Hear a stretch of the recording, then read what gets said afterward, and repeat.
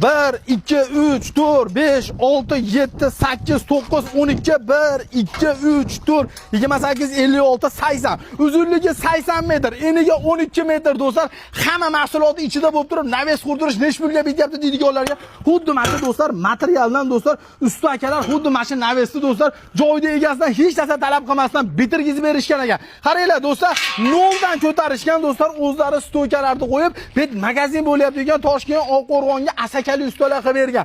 Hamma rasoti ichida do'stlar. Bonusiga tevasidagi shiperini bekorga qatirib, kiraskalari ham do'stlar bepulga qilib berishgan bo'ladi.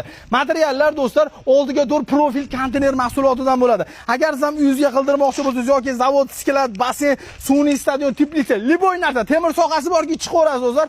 Pastga nomer qo'ydim, aloqa qilishni O'zbekiston bo'ylab 170 ming so'mdan 350 ming so'mgacha hamma rasot ichida abed qilib berasiz, yotoq joy qilib berasiz, bo'ldi.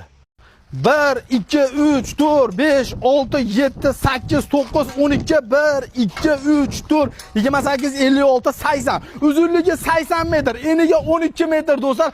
Hamma mahsuloti ichida bo'lib turib, naves qurdirish necha pulga bityapti deydiganlarga xuddi mana shu do'stlar, materialdan do'stlar, usta akalar xuddi mana shu navesni do'stlar, joyida egasidan hech narsa talab qilmasdan bitirgizib berishgan ekan. Qaranglar do'stlar, noldan ko'tarishgan do'stlar, o'zlari stoykalarni qo'yib, bet magazin bo'lyapti degan Toshkent Oqqo'rg'onga asakali ustalar qilib bergan.